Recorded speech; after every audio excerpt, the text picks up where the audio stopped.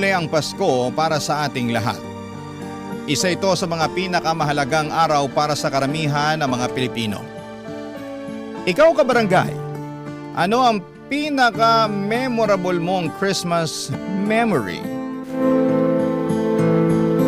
Dear Papa Dudut, magandang araw po sa inyo at sa mga patuloy na sumusuporta sa Barangay LS. Ako po si Luna at ngayon ay gusto kong ibahagi sa inyo ang kwento ng buhay ko. Bata pa po ako noong pumanaw ang totoo kong nanay. Aminado po sobra akong nalungkot sa pagkawala niya. Pero kahit na ganoon ay nagawa ko pa rin magpatuloy sa buhay dahil hindi naman nagkulang sa akin si Papa sa pagmamahal at pag-aalaga. At mas lalo pang naging masaya ang buhay ko nang mag-asawa ulit si Papa. At doon ko nakilala ang aking stepmother at stepsister ko na si Mara. Habang lumalaki ako ay masaya ang buhay namin kasama si Papa, si Mara at ang stepmother ko na tinatawag ko na rin na Mama. Tinuring nila akong parang sariling anak at kapatid. Kaya hindi ko kailanman naramdaman na nag-iisa ako. At tuwing Disyembre, isa sa mga pinaka-inaabangan kong ginagawa na kasama si Papa ay ang pagsali namin sa Christmas Lantern Making Contest sa probinsya namin tuwing Pasko. Tuwing gumagawa kami ni Papa ng parol o Christmas Lantern ay si Mama at si Mara naman ay abala sa ibang bagay. Madalas nilang sabihin na nakakapagod at nakakatamad daw ang paggawa ng parol. Pero para sa amin ni Papa, ito ang oras na mas lalo kaming nagiging close at mas nagiging masaya. Sa totoo lang ay matagal na naming pangarap na manalo sa contest. Dahil ilang taon na kaming sumali pero ni minsan ay hindi pa po kami nananalo.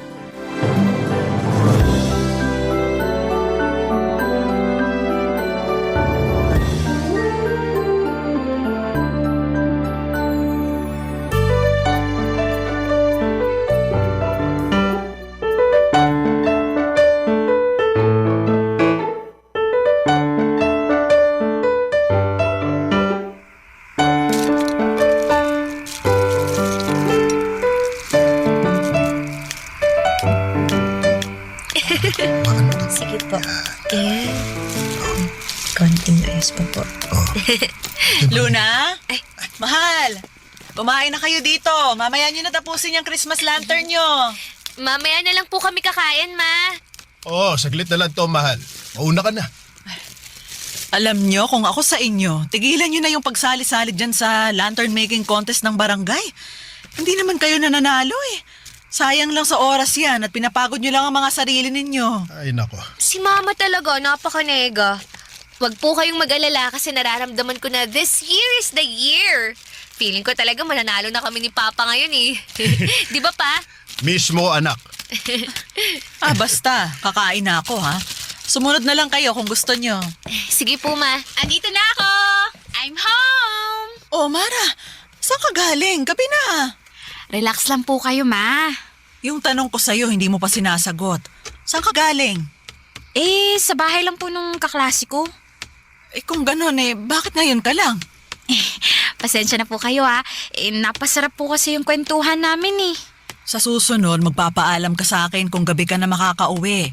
Kasi kung hindi, ilalak ko na yung gate at sisiguraduhin ko na sa labas ka na matutulog kasama yung mga lamok. Naiintindihan mo? Ma, kumalma po kayo. Hayaan nyo na po muna si Mara. 18 years old naman na siya eh. Ay, hindi. Habang dito kayo nakatira sa bahay ko, ako ang masusunod. At isa pa ilang beses nang umaalis ng bahay tong kapatid mo nang hindi nagpapaalam. Oy, Mara, makikinig ka sa mama mo. Sorry na po talaga. Hindi na po mauulit. Dapat lang. Kumain ka na ba? Tapos na po. Nakikain po ako dun sa bahay ng kaklase ko. Mabuti naman pala kung ganun. Pues kung gusto nyo pang kumain, sumunod lang kayo sa akin sa kusina. Pagod na akong kakasuyo sa inyo. Ate Luna, anong nangyari dun kay Mama? Napikon yata kasi ayaw namin tigilan ni Papa yung paggawa nitong parol eh. Ay, nako. Hayaan nyo na muna yung mama ninyo. Kakalma din yan, maya-maya. Mara anak, tulungan mo na kaya kami ng ate Luna mo dito. Papa naman eh. Huwag niyo na ako idamay dyan. Kaya niyo na yan. Tama si Papa, Mara. Sigurado ako na mag-i-enjoy ka sa paggawa nitong parol. Subukan mo lang. Mag-i-enjoy. Tignan niyo nga yung mga mukha niyo ni Papa, ate. Pinagpapawisan na nga kayo. At mukhang hirap na kayo dyan sa ginagawa niyo eh. Oo nga, pero hindi ibig sabihin nun, hindi kami nag-enjoy. Tama. Tsaka isa pa, paano hindi kami pagpapawisan ni Papa wala naman tayong aircon dito sa sala. Tsaka isa lang yung electric fan, no? Ewan ko sa inyo. Basta labas na ako sa Christmas lantern making contest na yan ha. Mukhang hassle eh. Alam mo, para kang si Mama. Pareho kayong nega. At para ka namang si Papa, ate. Pareho kayo nag-e-enjoy dyan sa ginagawa nyo kahit hindi naman kayo nananalo. Anak, ganun naman talaga ang buhay. Hindi naman kasi sa lahat ng oras, panalo ka. May mga bagay talaga na kailangan mo munang pagdaanan at paghirapan bago mo matikman yung sarap ng tagumpay. Ay, nako Papa. Wala na kayong pwedeng sabihin ni Ate Luna na makakapagpabago ng isip ko. Sasabayan ko na nga lang si Mama na kumain. Teka lang, akala ko ba kumain ka na sa bahay ng kaklase mo? Nagutom ako sa kakapilit nyo sa akin at tulungan kayo dyan. Nakaka-stress na yung parol na yan. Sige na, mauna ako. Bye! Si Mara talaga. Ay naku, hindi ka pa nasanay sa kapatid mo. Oh, halika na, ituloy na natin to anak. Sige po, Pa. Papa Dudut, hindi po namin natapos ni Papa ang parol ng gabing yon kasi pareho kaming napagod. Kaya tinabi na lang muna namin ang parol at napagdesisyonan na tapusin na lamang namin ang paggawa ng parol sa susunod na araw. Noong nakita ni Mama na itinabi na namin ang parol ay natuwa siya at inimbitahan niya na kami na kumain ng hapunan. Katulad din kami ng ibang pamilya. May mga asaran at may mga tampuhan. Pero sa huli, Papa Dudut, ay nangingibabaw pa rin ang pagmamahalan. Kahit may mga pagkakataong hindi kami nagkakasundo, ay mahal na mahal ko sina Mama at Papa at si Mara. Sa totoo lang, ni minsan ay hindi ko naramdaman na stepmother ko si Mama o stepsister ko si Mara. Dahil palagi kong nararamdaman ang malasakit at pagmamahal nila sa akin. Pero noong akala ko ay tuloy-tuloy na ang saya ng buhay namin ay doon pala ako nagkamali. Isang araw habang nasa bahay kami ni Mama at Mara ay may tumawag at nagsabing na aksidente raw si Papa at nabundol ng isang bus. Parang gumuho ang mundo ko sa sandaling marinig ko yon.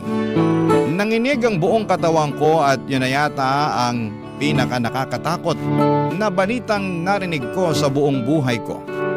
Wala kaming inaksayang oras at dali-dali kaming pumunta sa ospital. Pagdating namin doon ay nakita namin si Papa na walang malay. At sa sandaling yon, may masakit na katotohanan na pala na naghihintay sa amin nina Mama at Mara.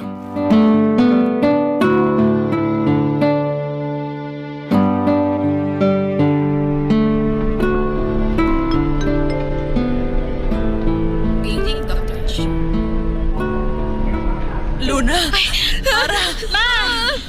Ma, kumusta si Papa? Anong sabi ng doktor? Okay na ba si Papa, Ma? Mga anak, Ma, bakit ka umiyak? Ma, bakit?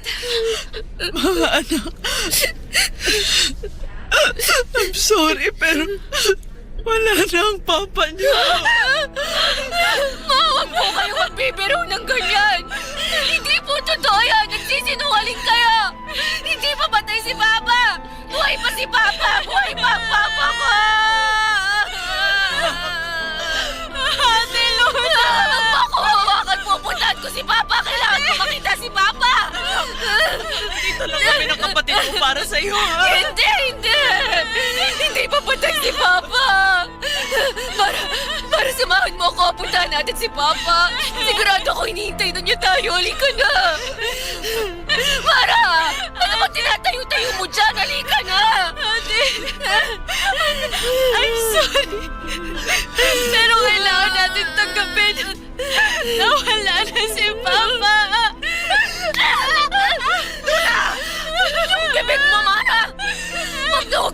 magsalita ng ganyan? Ate, kay Mama na mismo nang galing. Wala na si Papa. At naniwala ka naman. Halata naman nagsisinungaling lang to si Mama eh. Mama naman kasi. Hindi nyo na lang kasi aminin sa amin ni Mara na pinaprank nyo lang kami. Di ba mapagbiro si Papa? Siguro magkasabot kayo, no? Siguro pinakiusapan kayo ni Papa na huwag sabihin sa amin ni Mara na buhay pa siya. Ha? Luna, sa tingin mo ba magagawa ko pang magbiro ngayon? Kagaya mo, nasasaktan din ako. Pero kailangan na nating tanggapin ang katotohanan na wala na ang papa mo. Ate, magkakasama pa tayo ni Mama, ha? Haharapin natin to ng sabay-sabay. Ha, ate? Ano haharapin ng magkakasabay? Si Baba ang kailangan ko. Kung ayaw mo akong samahan, Mara, bahala ka. Pero ako, pupuntahan ko na si Papa. Ate!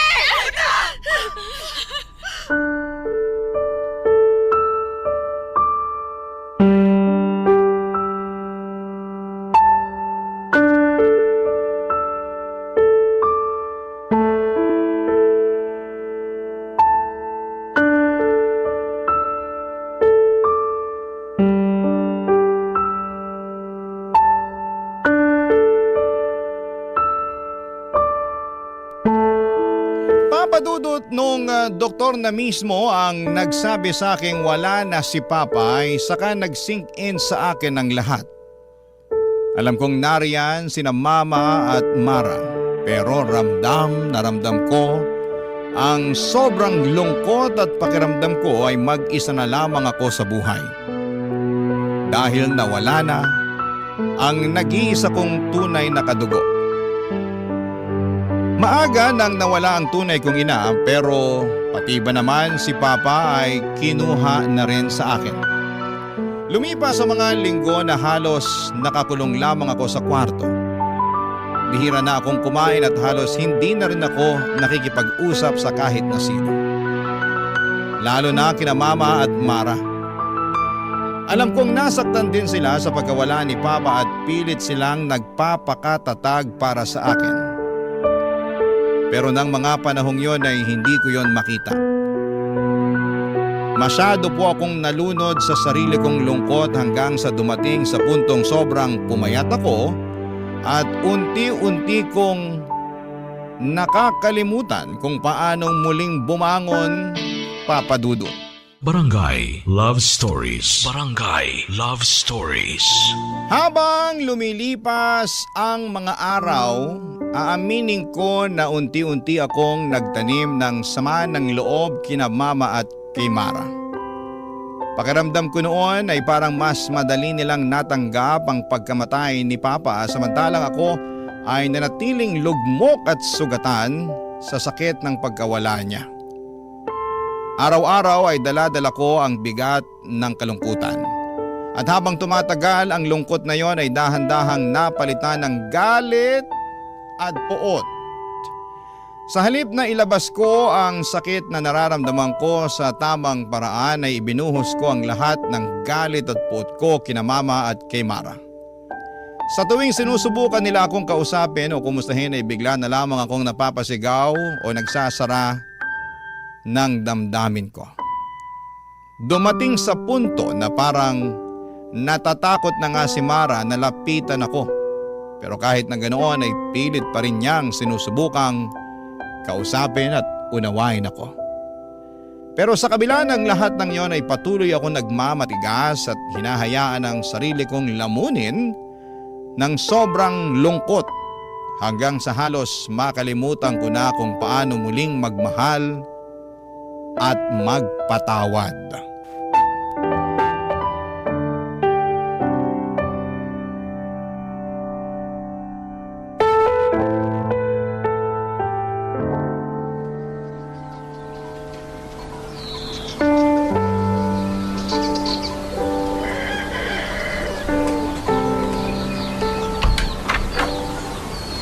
Ate Luna?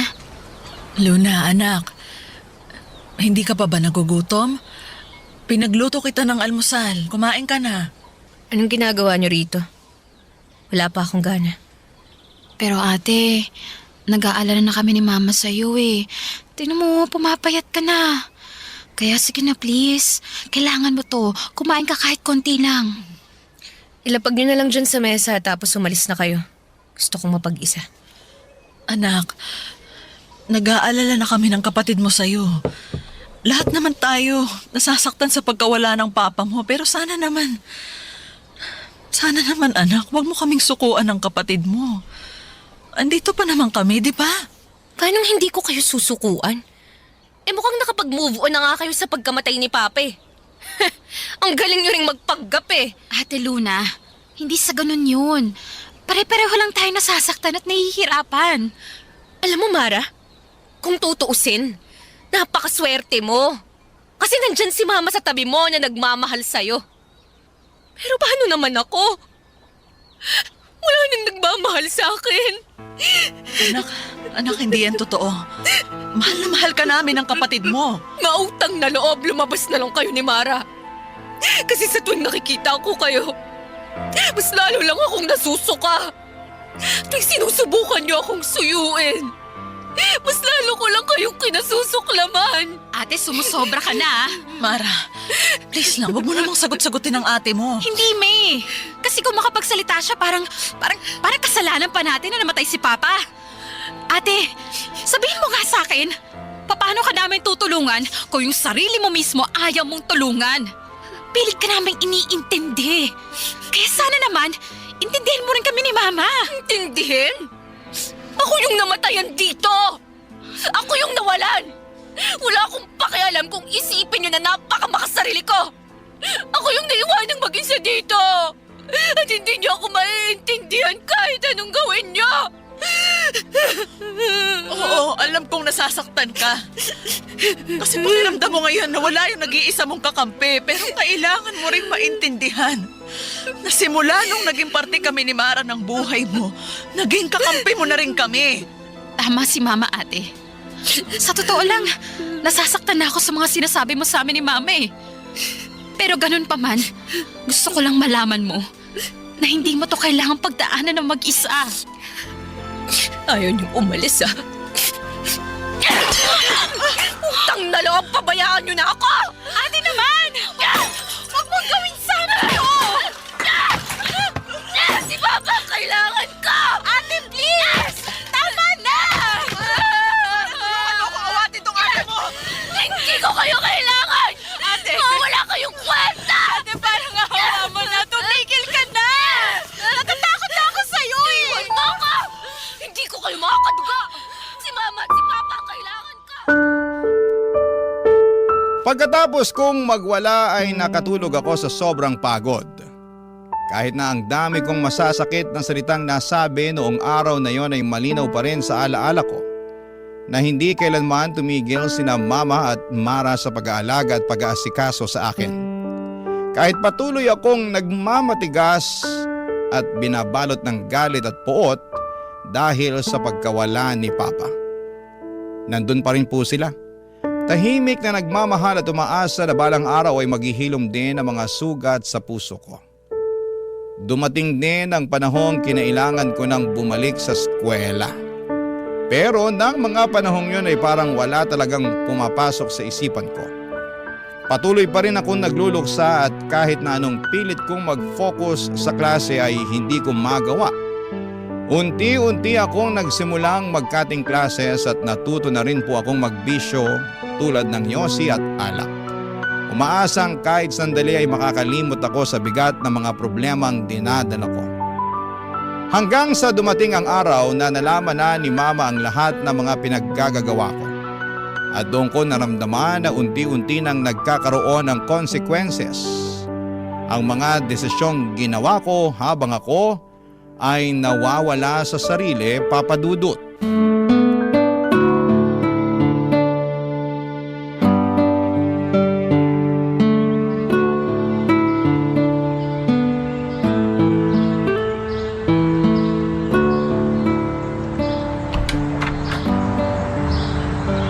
Luna, Ano? saan ka galing? Ano bang klaseng tanong yan? Siyempre sa school. Sigurado ka? Utang na loob. Alam kong nagsisinungaling ka. Magsabi ka sa akin ng totoo, Luna. Ba't naman ako magsisinungaling sa inyo? Akala mo ba hindi nakarating sa akin yung mga kalokohang pinaggagawa mo, ha? Tumawag ako sa school ninyo at ang sabi sa akin, ilang araw ka na daw hindi pumapasok. Luna naman, bakit? Alam niyo naman pala eh. So ba't niyo pa tinatanong? Hindi na ako natutuwa sa pagsagot-sagot mo sa akin, ha? Huwag kang bastos. Hindi ho ako bastos. Sadyang pagod lang talaga ako. Kaya pwede ba? Ipagpaliban na muna natin to. Wala ako sa mood makipagbardagulan sa inyo. Kinakausap kita ng maayos, Luna. Papasok na ako sa kwarto ko. Hindi ka aalis. Dito ka lang. Mag-usap tayo ng maayos. Ang kulit-kulit niyo naman eh. Alam ko nasasaktan ka sa pagkamatay ng papa mo, pero hanggang kailan mo babalak sirain ang buhay mo, ha? Hindi sapat na rason yung pagkamatay ng papa mo para sirain mo yung kinabukasan mo. Hindi ko kailangang magpaliwanag sa inyo kasi hindi ko naman kayo totoong nanay. At hindi ko rin totoong kapatid yang si Mara. Kaya utang na loob, lubay-lubayan niyo na ako. Sigurado ako na kung nabubuhay lang yung papa mo, hindi siya matutuwa sa mga pinagsasasabi at pinaggagawa mo. Kung nabubuhay si Papa. Pero patay na nga, di ba? Kaya wala nang patutunguhan tong usapan na to. Meron! Kasi kinabukasan mo ang nakasalalay dito. Kinabukasan? Ilang beses ko bang kailangang ulit-ulitin na wala namang kinabukasang nag-aantay sa akin? Pareho niyang patay ang mga magulang ko. Pero andito pa kami ng kapatid mo, Luna. Hindi ko kayo mga kadugo. Hindi ko kayo kaano-ano. Pero ni minsan, hindi namin naisip yon dahil tunay na anak at tunay na kapatid ang tingin namin ni Mara sa'yo. Hindi totoo yan. Kasi halata naman na ako lang yung nasasaktan sa pagkawala ni Papa eh. Halata naman na ang bilis-bilis niyong nakapag-move on na parang walang nangyari. Napaka-plastic niyo. Nagkakamali ka, Luna. Kinailangan naming magpakatatag kasi ikaw nga itong inaalala namin. Napakahirap naman yatang paniwalaan yan. Dahil hindi mo kami nakikitang nagluluksa, hindi ibig sabihin nun na hindi kami nasasaktan. Alam mo ba na araw-araw akong tinatanong ni Mara kung kumusta ka na? Na kahit natatakot na sa'yo yung kapatid mo, palagi niya pa rin sinasabi sa akin na sobrang namimiss ka na niya. Palagi niyang pinagdadasal na balang araw. Sana bumalik yung dating samahan ninyo. At ganun din ako, anak. Sana balang araw bumalik yung dating Luna na malambing at palangiti. Noon yun, nung nabubuhay pa si Papa. Pero nung nawala si Papa, naramdaman ko na mag-isa na lang ako sa buhay. At sa pagkawala ni Papa, mas lalo ko lang naramdaman na hindi ko kayo mga kadugo. Sinabi ko na to noon at sasabihin ko ulit sa'yo. Sina Mama at Papa ang kailangan ko. Hindi ko kayo kailangan ni Mara. Patuloy akong nagmatigas at nagrebelde hanggang sa dumating sa puntong tuluyan na akong nag-drop out sa pinapasukan kong eskwelahan. Noong una ay galit na galit si Mama sa naging desisyon ko at sobrang nag-aalala si Mara dahil kitang-kita nila kung paano ko unti-unting sinisira ang kinabukasan ko. Pero habang tumatagal ay parang napagod na rin silang pilitin ako at kalaunan ay tinanggap na lamang nila ang desisyon kong huminto muna sa pag-aaral. Sinabi pa nga sa akin ni Mama na naiintindihan niya raw ang kailangan ko munang magluksa sa pagkamatay ni Papa at bigyan ng sarili ko ng panahon para huminga. Pero dahil hindi na rin ako binigyan ng pera ni Mama ay nagkulong na lamang ako sa kwarto at nagmukmok maghapon. Lumalabas lamang ako sa sala kapag sobrang gutom na. Pero kadalasan ay nasa loob lamang talaga ako ng kwarto, nakatulala sa kisame o natutulog para lamang takasan ang bigat ng nararamdaman ko. Aaminin ko sa inyo na hindi po ako proud sa bahaging ito ng buhay ko. Pero ito ang totoo. Ito ang mapait at magulong yugto ng buhay ko na kinailangan kong pagdaanan. Bago ko unti-unting maintindihan ang sarili ko at ang mga desisyong ginawa ko na pinagsisihan ko. Papa Dudut.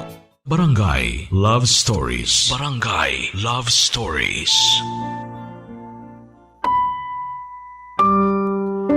Dumating kami sa puntong halos naubos na ang pera sa joint account nina Mama at Papa. Kaya naman kinailangan ni Mama na maghanap ng trabaho at kumuha ng kung ano-anong sideline para lamang maitawid ang pang-araw-araw naming mga gastusin. Si Mara naman ay nagpa-part-time job para makatulong sa bahay at para maipagpatuloy niya ang pag-aaral at mabayaran ang sarili niyang tuition.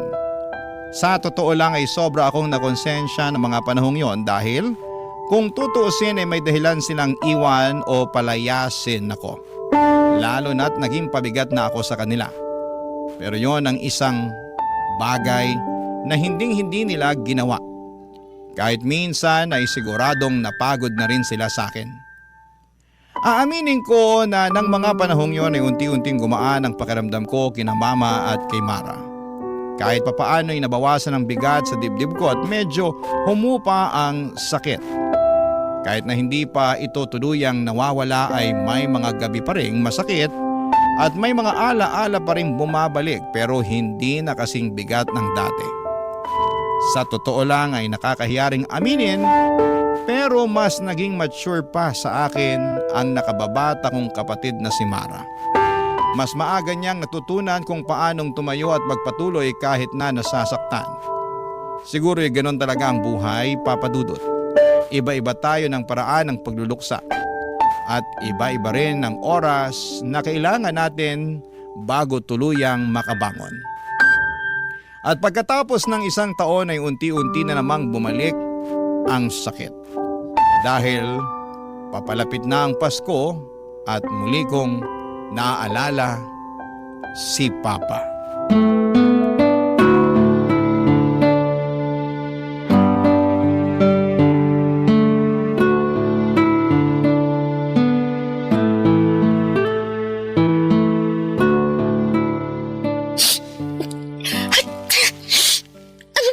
Bodega na to.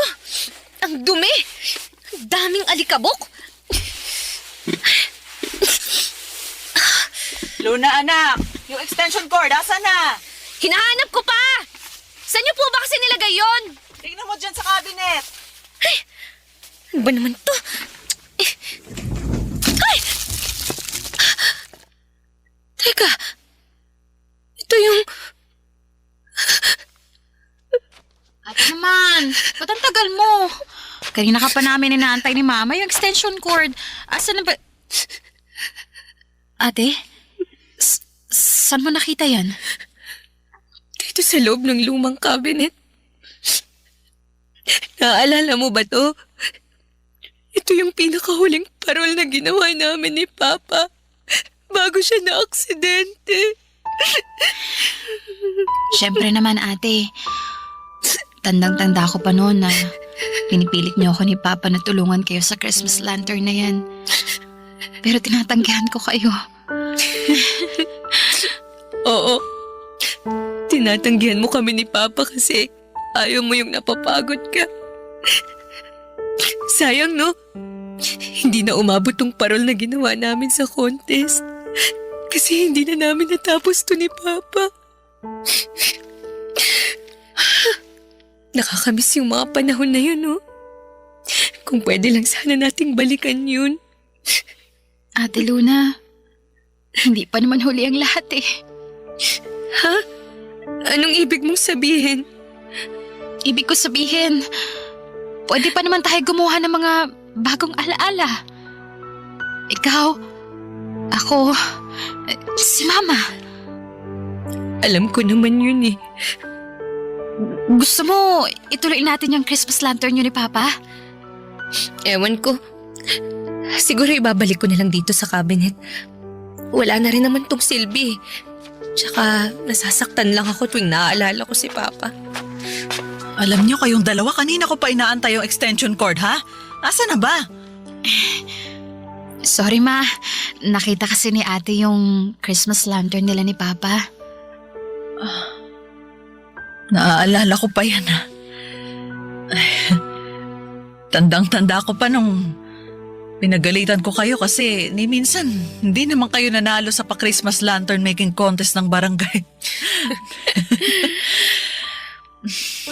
Nakakamiss yung papa niyo, no? Sobra.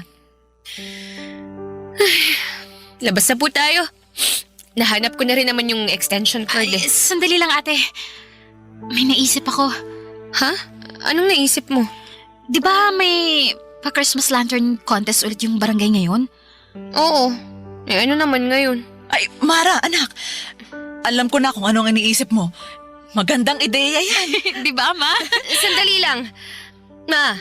Mara, hindi ko kayo maintindihan. Ano ba kasing sinasabi nyo? Kayong dalawa lang tong nagkakaintindihan eh.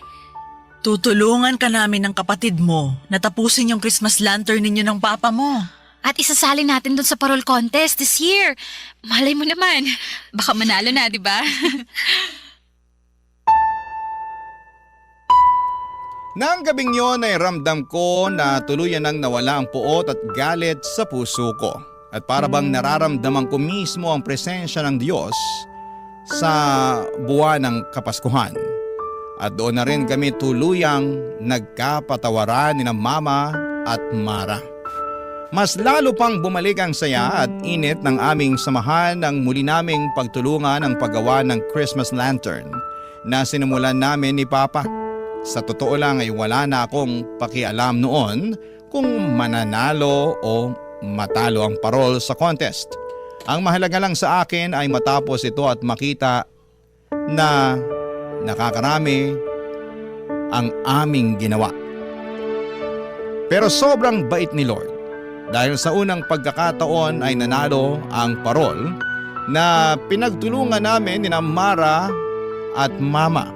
At habang naglalakad kami sa sidewalk ay nagkaroon kami ng pagkakataon na mag-usap ng tapat.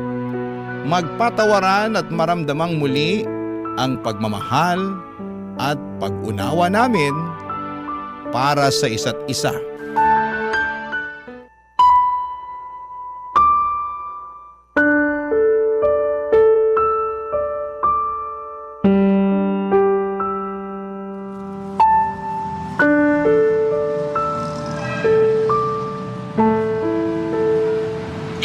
Congratulations, ate!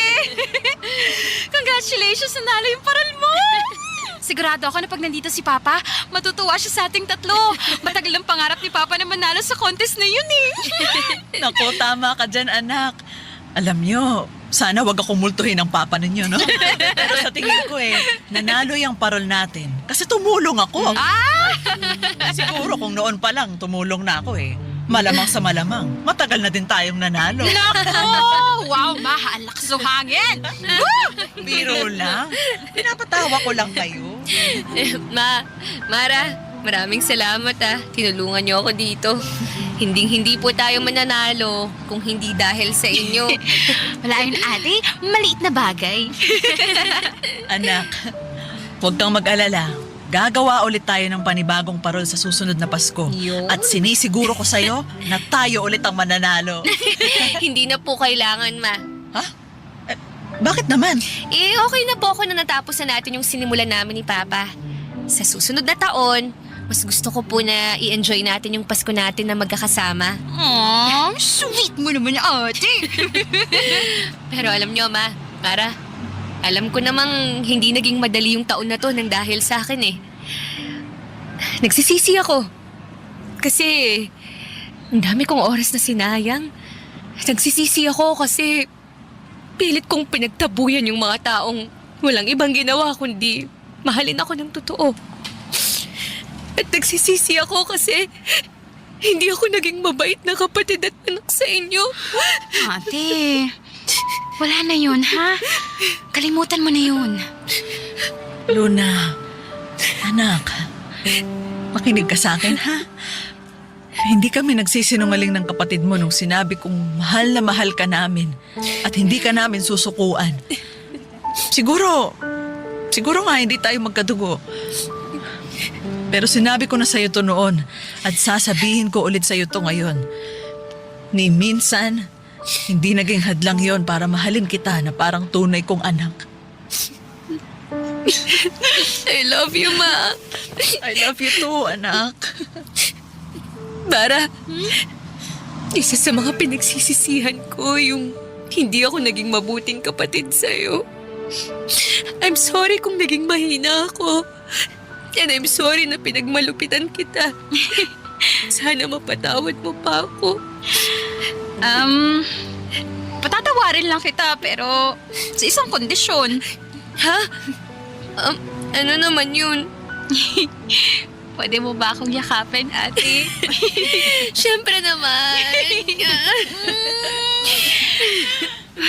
I love you, ate. I love you din, Mara. Sa puntong ito ay masasabi ko na may kapatawaran at kapayapaan na sa pagitan namin ni na Mama at ni Mara. Alam kong may mga taong maaaring humusga sa mga pinagdaanan at naging desisyon ko, pero gusto ko lang sabihin na napakalaki talaga ng epekto kapag nawalan tayo ng mga mahal sa buhay.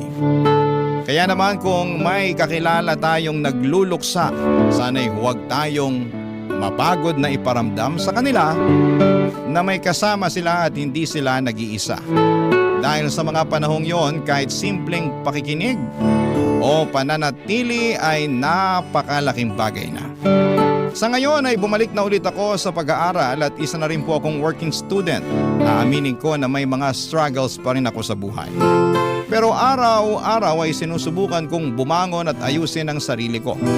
Pangarap ko talaga na makapagtapos at makakuha ng maayos na trabaho para kahit papaano ay makabawi ako kina Mama at kay Mara, na patuloy na naniniwala at nagmamahal sa akin kahit na nawawala na ako sa landas noon.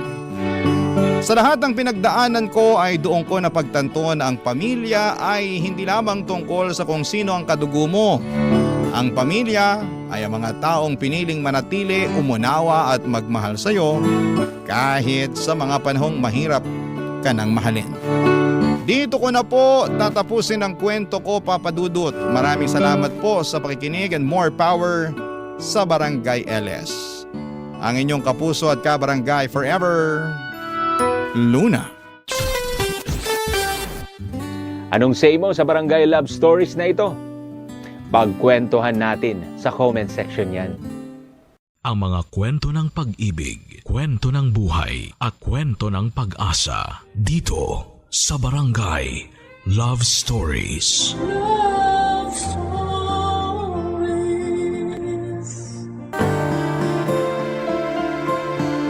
Maraming dahilan ng mga tao kung bakit sila nagbabago. Madalas dahil nasasaktan sila ng todo. Ikaw, kabarangay, ano ang dahilan ng pagbabago mo? Dear Papa Dudut, ako nga pala si Cha, 25 years old at maagang naging man-hater dahil paulit-ulit akong niloko ng mga karelasyon ko.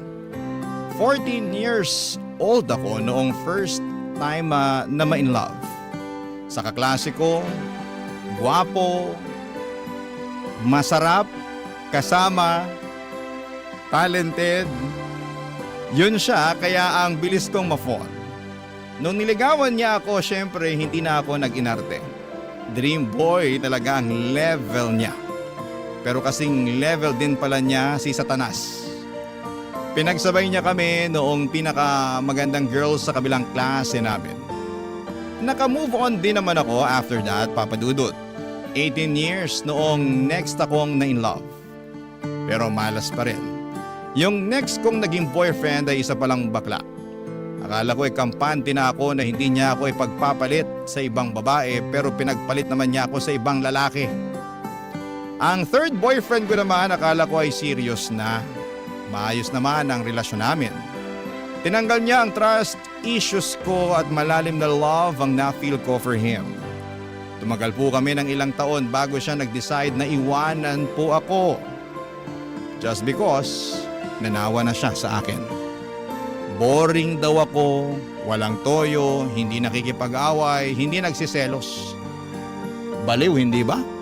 Sobrang na-hurt ako na dahilan kung bakit I choose na baguhin na ang pagkatao ko.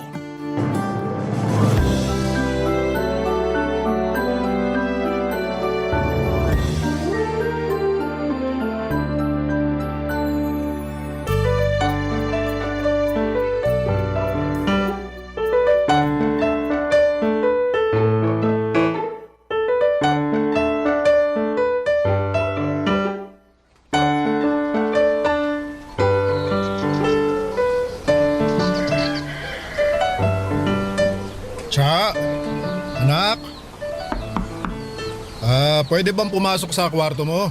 May itatanong lang ako. Go lang po, Tay. Pasok lang po. Anak, asan pala nakalagay yung... Ang ano po, Tay? Bakit ganyan yung suot mo? Bakit po? Uso to ngayon, Tay, ah. Di na naman kasi kayo nag-open ng social media, eh. Nakakakita na ako ng ganyang mga damit pero para sa mga lalaki. Bakit ikaw nagsusuot niyan? Saan yung mga bestida mo, yung mga blouse mo? Hindi ko na po gagamitin yung mga bestida ko, Tay. Mas bet ko tong suot ko. Nak, panlalaki yan. Yun naman po ang goal ko, eh. Maging lalaki. Ha? Bakit? Kasi ayoko nang maging babae. Kasi, pag babae ka, lagi kang sinasaktan, pinapaiyak, niloloko. Ayun. Ano ba to? Nagre-rebelde ka ba, Tsa? No po. Gusto ko lang itry maging lalaki para magets ko kung bakit parang hindi sila apektado kapag nakakasakit sila ng babae. At sa tingin mo, magigets mo yun kapag nagsuot ka ng damit ng lalaki? Ay, nako. Unti-unti po. After kong manamit ng lalaki, mindset ng lalaki naman ang next ko. Hanggang sa maging lalaki na talaga ako. Oo, di ba? Alam ko po, biologically impossible, pero ito lang po kasi yung nakikita kong way para makamove on dun sa mga ginawa sa akin ng mga lalaki. Feeling mo ba makakaganti ka sa kanila kapag nagpakalalaki ka? Nalalabuan ako kung paano mo maitatawid yung plano mo. Gusto ko lang ipakita sa kanila na ganito ang epekto ng panloloko nila sa mga babae. Baka sakaling makonsensya naman sila. Ay naku anak, kahit anong gawin mo, kung ang lalaki hindi pa nagmamature, hindi niya magigets yung pinupunto mo. Hindi niya makikita na nakakasakit na siya. Maniwala ka. Lalaki ako oh. Dumaan din ako sa ganyan. Maswerte lang talaga na natagpuan ko yung nanay mo. Kaya ito, napabilis yung pagmamature ko. Pwede po ba yun talaga? Kapag nakilala na ng lalaki yung babaeng gusto nila, magbabago talaga sila. Hindi ko naman pwedeng sabihin na lahat ng lalaki ganon. Siyempre, yung alam ko lang, yung naranasan ko. Sa lagay ko, ganon yung nangyari nung nakilala ko yung nanay mo. Di ba nga kwento niya sa'yo, babaero ako nun? Best friend mo nga raw si nanay nun eh. Oo. Tapos, na-inlove ka sa kanya. Oo. Ayaw daw po niya sa inyo nun. Lagi nga niya kayong binabasted eh. Yun nga. Ang kapal lang kasi ng mukha ko na nanligaw pa rin sa kanya kahit alam ko namang madungis na yung reputasyon ko sa kanya. Pero, tinamaan ako sa nanay mo eh. Kaya pinaghirapan ko siya. Tsinaga akong kunin yung tiwala niya. Buti nga po na fall sa inyo si nanay eh. Mabuti talaga kasi kung hindi, baka hindi kita kasama ngayon. Naku, hindi ko ma-imagine ang buhay ko na hindi kayo kasama ng nanay mo. Kaya laking pasasalamat ko na pinagbigyan ako ng nanay mo noon. At hanggang ngayon, pinapatunayan ko sa kanya na tama yung desisyon niya na pagbigyan ako. Ay, sana lahat ng lalaki katulad nyo. Sana. Pero hanggat hindi ko pa nakikilala ang lalaking yun, ipagpapatuloy ko tong pagiging tomboy. At kahit nga na-touch at nabuhayan ako sa story ni nanay at tatay ay hindi ko pa rin binitawan yung plano ko. Magpapaka-tomboy pa rin po ako. Hindi ko naman ginupit ang mahaba kong buhok. Naging boyish lamang ako ng malala. Yung tipong walang gustong lumapit na lalaki sa akin unless serious sila na kilalanin at mahalin ako. Sinubukan ko rin makipaglapit sa mga babae para magmukha akong authentic na tomboy. Sa totoo lang ay nagkaka-crush na rin ako sa mga girls noon. Not sure kung dahil lamang yon sa galit sa mga lalaki. At sa journey ko ng pagiging tomboy ay nagkaroon ako ng bagong friend, si Ryan. Ka-age ko lamang siya at parehas kami ng mga hilig like basketball and video games. Tinuruan din niya ako ng mga hobby ng mga lalaki. Hindi naman niya ako sinubukang landiin. Sabi nga niya sa akin ay mas malaki pa raw akong umasta or mas lalaki at astig pa raw akong umasta kesa sa kanya. Flattered ako noon kasi doon ko napatunayan na effective ang pagpapalit ko ng aking pagkatao. Madalas ako rin ang tumutulong sa kanya para mapasagot niya ang mga kaibigan kong babae na natitipuhan niya, Papa Dudut.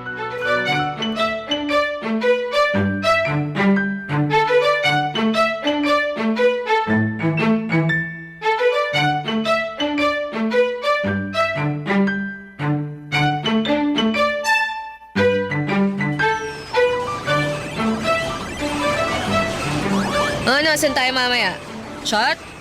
Pas muna. May hangover pa ako mula kahapon eh. Sus, Pahinga mo naman na time off eh. sus, ikaw din, no? Friday ngayon. Daming girls sa Pobla. Pas muna. Pero, meron kasi akong type na babae. Lo, saan mo nakilala, ha? Dating app? Pobla? Sa court? Kaibigan mo? Sus, yung ka na naman eh. Oo nga. Tirador ka ng mga kaibigan ko. Wala na ako natirang kaibigan dahil lahat sila pinaasa mo. Hoy, nagiging totoo lang naman ako. Sa hindi nag-workout eh. Yung ibang friends mo demanding. Yung iba naman okay sa pagiging clingy.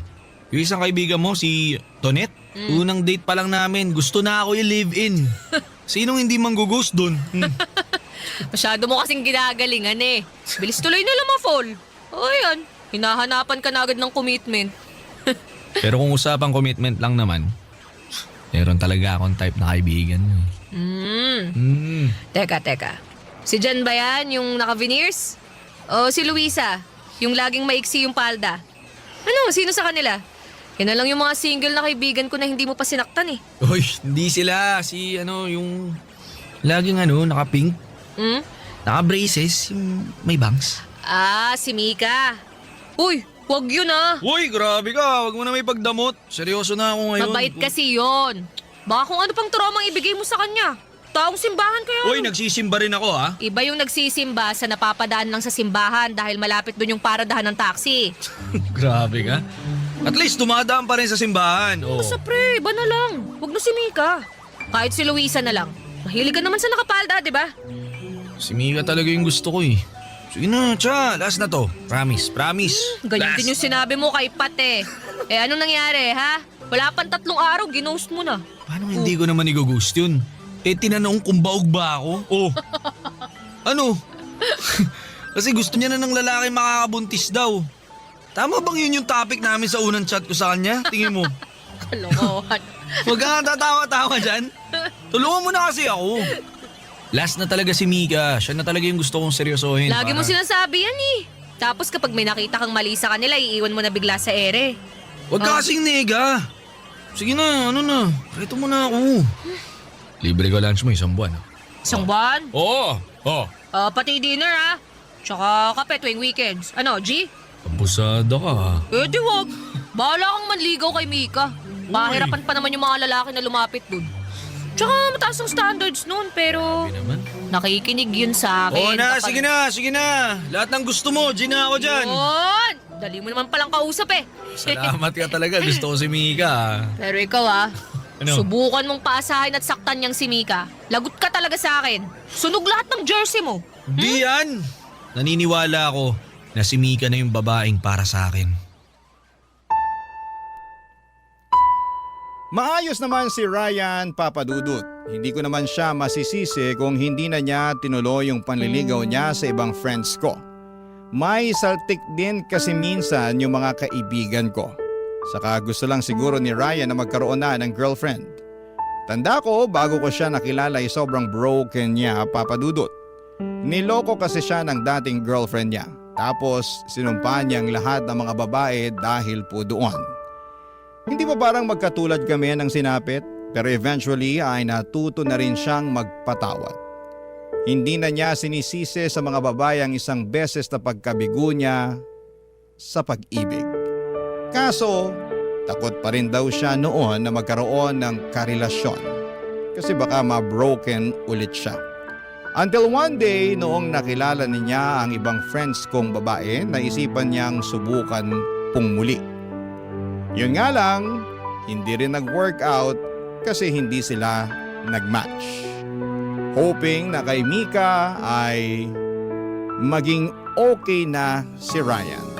Sana pag nireto ko si Mika sa kanya, ay magkaroon ng spark at magic sa pagitan nilang dalawa. Sana magustuhan din siya, Papadudut. Barangay Love Stories. Barangay Love Stories. Papadudut, kailan ko lang naging kaibigan si Mika. Noong time kasi na sobrang broken ako ay nag-decide akong sumali sa church activities malapit sa amin. Saktong youth leader doon si Mika, Papadudut. Napunta ako sa group niya at tanda ko pa na nakasuot siya ng all pink. Mukha siyang cotton candy sa paningin ko at malaki ang naitulong ni Mika sa akin sa pag-move on ko. Panay ang kumusta niya sa akin kung nagiging okay na raw ba ako. Hanggang sa naging close na kaming dalawa kahit noong time na naka-move on na ako sa recent ex ko. At doon pa rin po si Mika para kumustahin ako. Kaya ang laking takot ko na hindi sila mag-workout ni Ryan kasi parang hindi ko alam kung sino ang kakampihan ko o dadamayan sa kanilang dalawa kapag nangyari yon. Pero tinigil ko ang kaka-overthink, Papa Dudut. Malay ko ba naman kung isang araw sila naman pala ang magkatuluyan, hindi ba?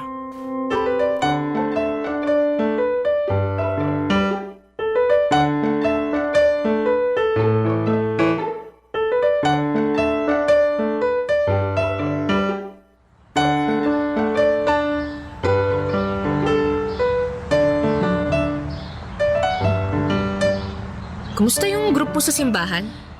Okay naman. Meron nga kaming bagong project na sisimulan namin bago matapos tong month. Saka Nga pala, may nagkakagusto sa yung friend ko. Si Ryan. si Ryan? Yung laging nakasuot ng jersey kahit hindi naman magbabasketball? Oo, siya nga. Type na type ka niya eh. Favorite din daw kasi niya yung color pink.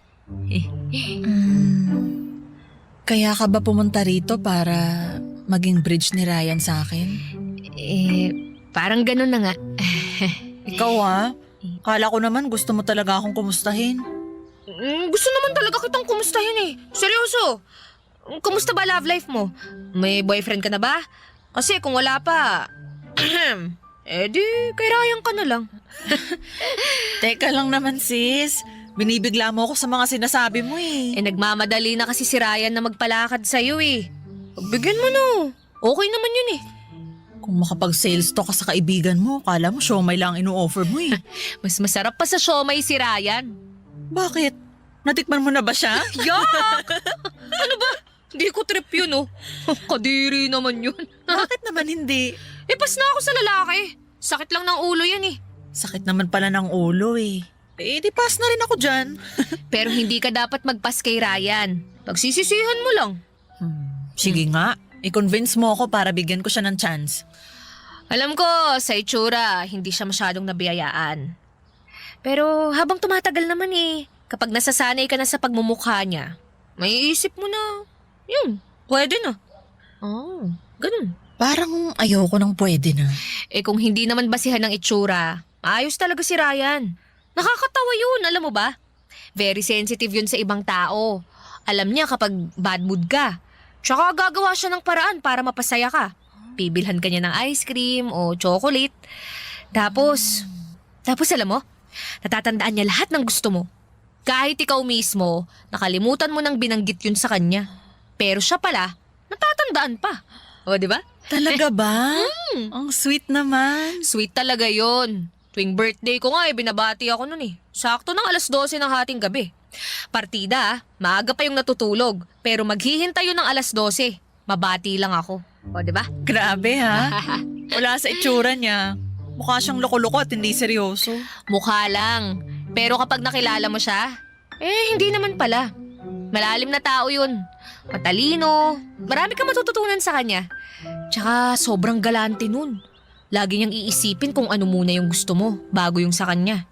Feeling protected ka rin lagi kapag katabi ka niya. Diba? Yun naman ang kailangan nating mga babae. Ay, dahil sa sinabi mong yan, parang gusto ko na tuloy siyang makilala. Sige, ireto mo na ako sa kanya. Yon, ayos! Nagulat ako nang mapa-oo ko kaagad si Mika, Papa Dudut. Nagulat din ako sa sarili ko nang maramdaman kong kumabog ang puso ko. Lalo na nung dinescribe ko ang good qualities ni Ryan. Hindi ako makapaniwala sa mga lumabas sa bibig ko. Pero totoo naman lahat ng mga sinabi ko. Hindi lang dahil gusto ko siyang ireto kay Mika. Bigla rin akong nakaramdam ng selos nang maisip kong irereto ko na sila sa isa't isa. Doon ko na-confirm ang bagay na matagal ko nang dinidinay. Papa Dudut, gusto ko po si Ryan. Naunahan lamang ako ng takot na magmahal ulit kaya nagawa ko yung itago. At mas lalo kong nararamdaman na kailangan ko nga yung itago lalo't ako na ang magiging bridge nilang dalawa. Pero hindi ko kayang maghintulay sa kanila. Iniisip ko pa lamang ay nasasaktan na po ako. Kaya naman dinedelay ko ang pagbibigay ng sagot kay Ryan tungkol kay Mika, Papa Dudut.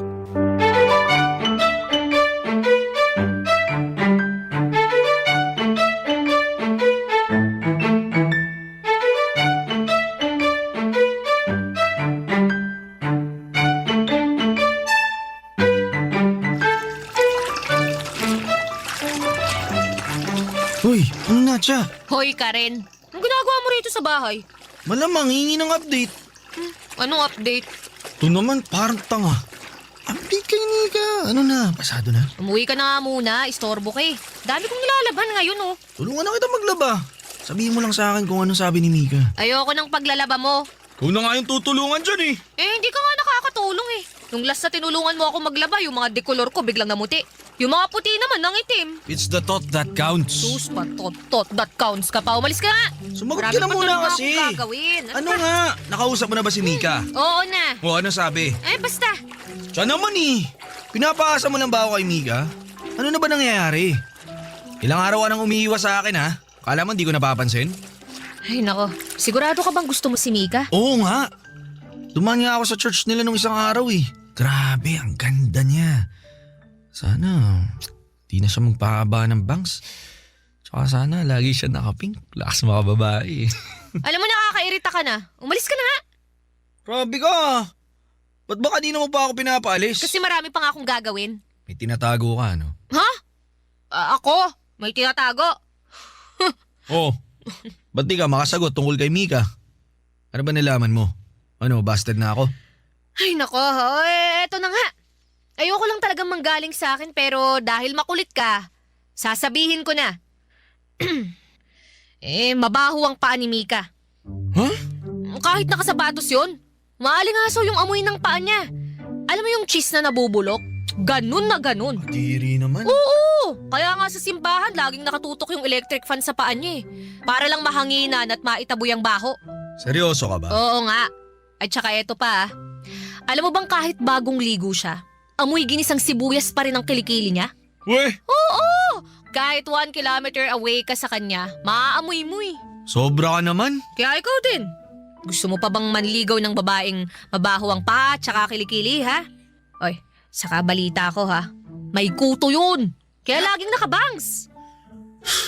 Pero, tsaka, gusto ko pa rin siya eh. Lah, gusto mo siya kahit ganun na ang mga sinabi ko sa kanya?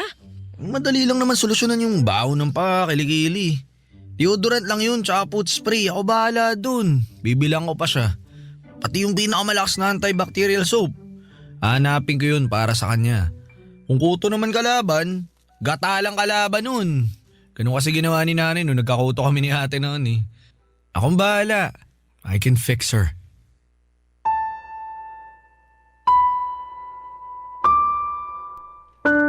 Nanibago ako kay Ryan, Papa Dudut. Hindi naman siya ganon dati.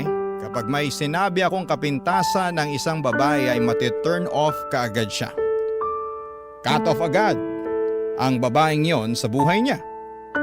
Pero bakit noong siniraan ko na si Mika ay gusto pa rin niya, Papa Dudut? Nag-offer pa nga siya ng solusyon. Sa totoo lang ay hindi naman totoo yung body odor at kuto ni Mika.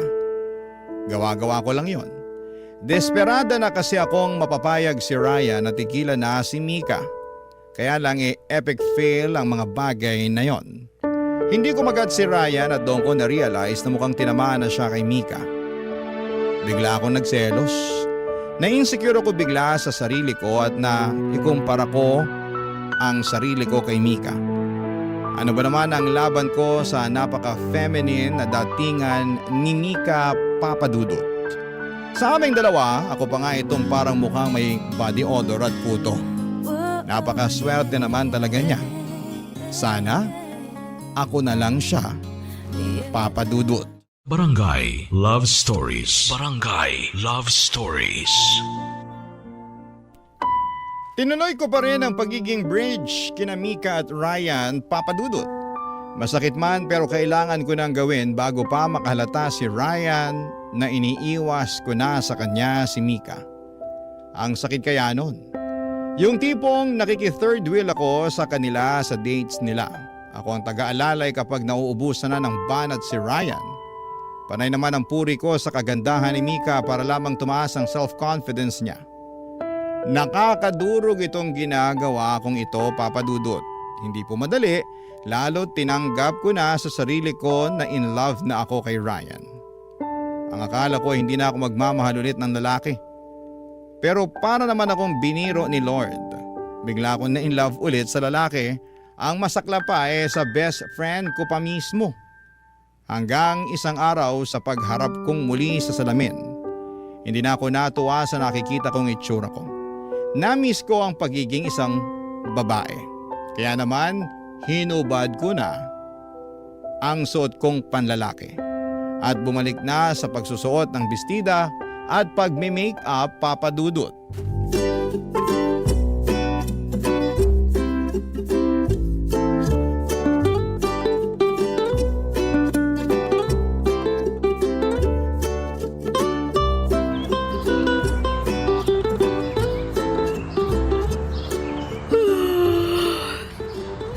Nakakaantok naman. Cha! Cha! Si Ryan? O Ryan! Sino ka? Baliw! Si Chato! Andiyan na si Mika? Poser, hindi ikaw si Cha. Ba't nakabistida ka? Tsaka ba't nakalipstick ka? For a change! For a change ka dyan. Sobra naman yata itong ginagawa mong change. Bakit? Hindi ba bagay sa akin? Sakto lang.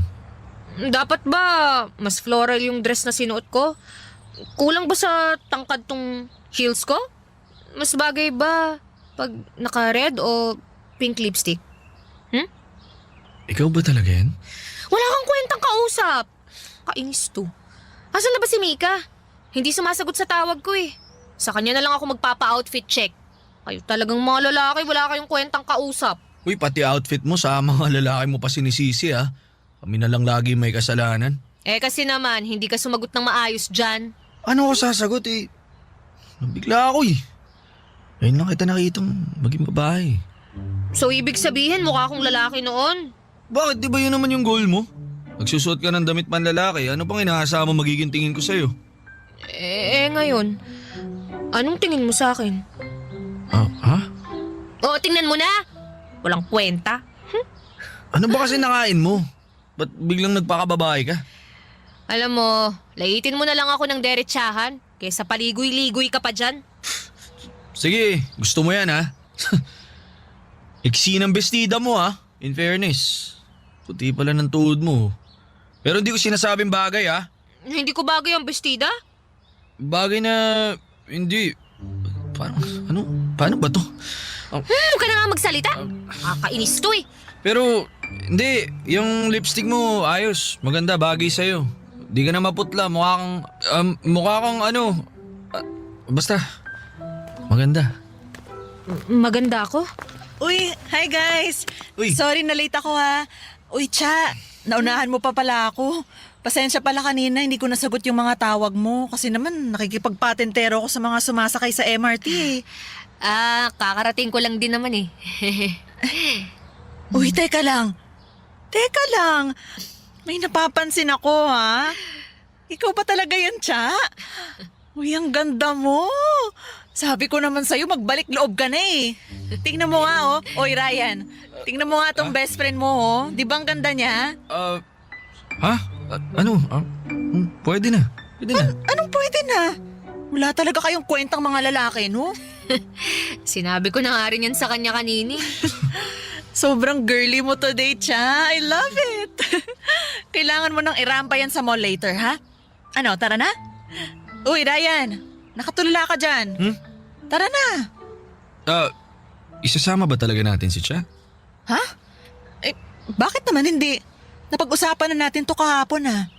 Anyari sa brain cells mo? Lumipad na naman ata kung saan, eh. Hindi, naisip ko lang. Baka kasi baka hindi pa siya komportable na maging ganyan, babae. Baka may lang siyang maglakad-lakad sa mall lalo kapag pinagtinginan siya ng mga lalaki.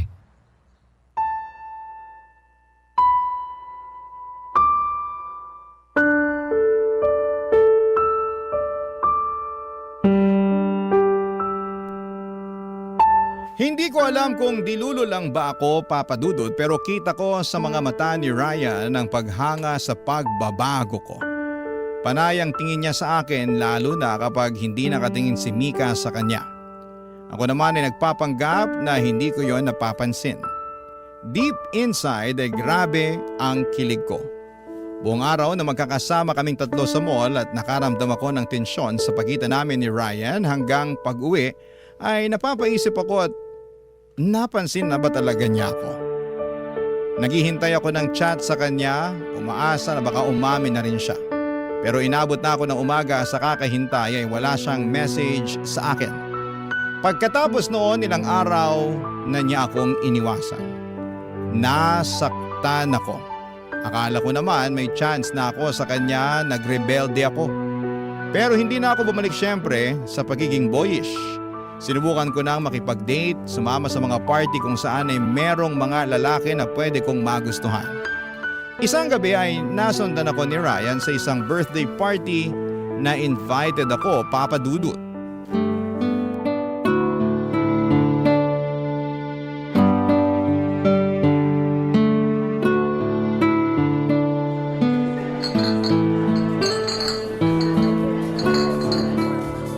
Ano ba? Nakita mo hindi pa tapos ang party eh. J2. Lasing ka na, halika na. Ano bang pakialam mo? Itiwan mo na nga ako. Bakit? Boyfriend ba kita ha? Ba't ba ang tigas ng ulo mo, ha? Ikaw din naman eh. Nanahimik ako dito tapos bigla mo sisirain yung gabi ko. Malis ka na nga. Hindi ka naman invited dito eh. Hindi ako aalis dito hanggat di ka sumasama sa akin. Eh di wag. Kahit dito ka pa matulog, hindi ako sasama sa'yo. Talagang matigas ang ulo mo, ha? Ah! Ano ba, Ryan? Itiwan mo nga ako. Bigat mo! Subukan mong pumasok ulit sa loob ng bahay na yan. Tatamaan ka talaga sa akin. Ano bang pakialam mo? Bakit mo ba ako ginaganito? Inaano ba kita ha? Sino ka ba? Ba't ba ang tapang mo, ha? Gusto lang naman kitang protektahan, eh. Ni hindi ka na nga makatayo ng maayos, oh. Gusto mo ba man mangyari sa'yong masama? Wow! Oo, isa pagiging protective ah. Ano ka, boyfriend? Ay, wait. Best friend lang pala kita. Best friend! Halika na. Umuwi na tayo. Halika Iwan mo na. ako sabi eh! Bakit ba hindi mo nalang tinuloy-tuloy ang pag-iwas mo sa akin, ha? Bakit kung kailan gusto na kitang kalimutan, tsaka ka biglang lalapit? Tiya, Oo, Ryan! Magkamilan na tayo! Gusto kita! Gustong gusto! Pero ang manhid mo! Nakita mo na ang pagbabago ko pero wala lang sa'yo! di mo lang naiintindihan yung nararamdaman ko. At ikaw, naiintindihan mo ba yung nararamdaman ko? Sa tuwing nagpapatulong ka para mapasagot si Mika? Sa tuwing sinasama niyo ako sa date yung dalawa? Kala mo ba okay lang ako doon? Ryan, para akong tanga! Tinutulungan kita sa kaibigan ko. Kahit sa totoo lang, gusto ko sa akin ka lang. Gusto ko rin naman akin ka, eh. Ano? Akala mo ba madali para sa akin to? Sa una pa lang gusto na kita. Kahit mas lalaki ka pang manamit kaysa sa akin, gusto pa rin kita. Pero kinailangan kong itago yun. Kasi lagi kang galit sa mga lalaki. Alam mo, ayos lang sa akin na i-reject ako ng mga kaibigan mo. Ayos lang sa akin, busted din ako ni Mika. Pero hindi ikaw. Ayoko. Kaya hindi ako umamin sa'yo nun. Kasi iniisip ko palang na i-reject mo na ako parang hindi ko na kaya. Kasi alam ko pati pagkakaibigan natin mawawala pag sumugal ako sa'yo. Ryan, totoo ba yan? Sinubukan ko naman pigilan eh. Kaso lumala nung nagdamit pang babae ka na. Alam mo naman kainahan ko yung ganyan, di ba? Tsaka ang ganda-ganda mo. Tsaka sobra. Di ka mawala sa isip ko eh. Kaya Yun, umiwas ako kasi lumalalim na lalo yung feelings ko para sa'yo eh. Paano si Mika? Sinabi ko na sa kanya yung totoo. Ayun, ayos lang daw sa kanya. Sabi niya, di naman daw niya ako ganun ka-type. Nahiya lang daw siya tumanggi sa akin kasi nireto mo ako sa kanya. Meron daw talaga siyang gusto sa church nila. Alam mo, nagpapatulong nga sa akin. So, paano na to? Paano na tayo? Eh, kung di ka na bad trip sa lalaki, liligawan na sana kita. Paano kung may galit pa rin ako sa mga lalaki? Hindi tatanggalin ko yung galit na yan. Pero alam mo, ayos lang sa akin na magalit ka sa lalaki. Oo, tama. Pabor nga sa akin yun eh. Para siguradong akin ka na. At hindi ka natitingin sa iba.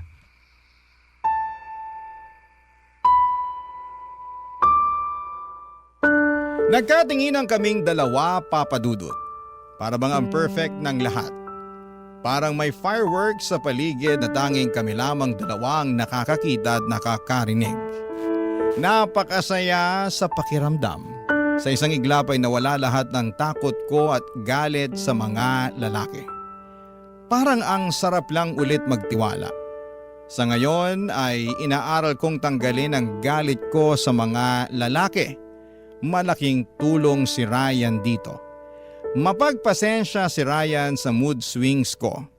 Kapag naalala ko ang mga nangyari sa past ko ay andyan siya para i-assure ako na mag-heal din ako. At dahil po doon ay mas lalo akong lumalambot.